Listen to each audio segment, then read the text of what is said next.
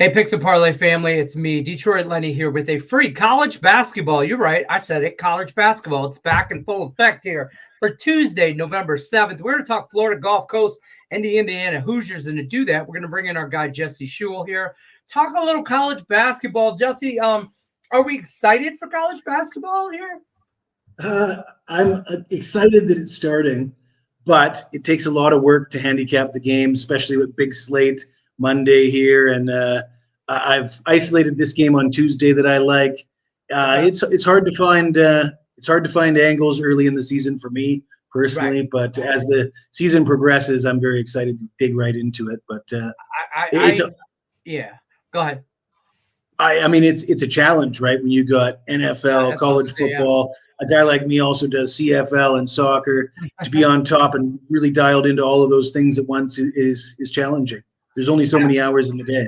I'll tell you what, I don't know how you guys do it. I honestly don't, because there's just so much. Like, I get overwhelmed with football, like NFL and college football, and then you throw in college basketball. I'm like, oh my God, my head is just going to explode. But we appreciate you guys. Let's talk this college game. Florida Gulf Coast traveling to Indiana, taking on the Hoosiers here. Indiana minus 12.5. I got a total of 144. Where are you going with this one, Jesse Schule? Well, Lenny, Florida Gulf Coast has a bit of a reputation for being giant slayers.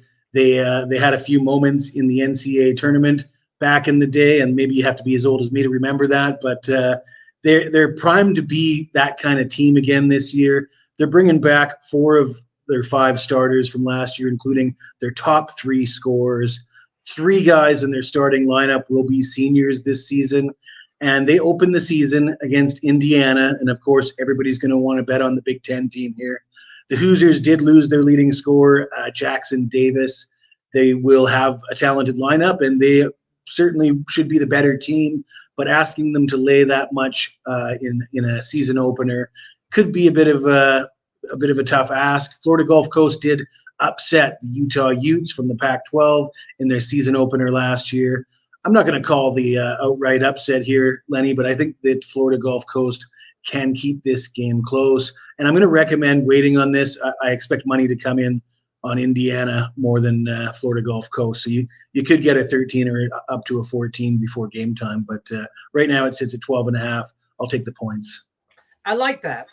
Listen, you don't have to jump on it right. Sometimes it's good to get ahead of that line and everything. But if we think this line is going to move to the 13, 14, 13, 13.5, maybe 14 is a little much. But depending on how much money comes in tomorrow on the bigger school, the bigger name, you know what I mean? I think you're right there to kind of wait on that, see what we're getting for the Gulf Coast. The Eagles plus 12.5 from Jesse Schule. Don't forget, you're looking for more premium plays from Jesse Schule. Check out picksandparlays.net. Use the promo code NCAAF. That'll save you 20% off the entire site over there. Till then, Jesse says take the Gulf Coast Eagles plus 12.5 when they take on Indiana. Wait on it. You might be able to get 13.5 out there. I'm Detroit Lenny, Picks and Parlays. Jesse Schule. We appreciate you stopping by. Good luck unless you're against us. Take care, folks.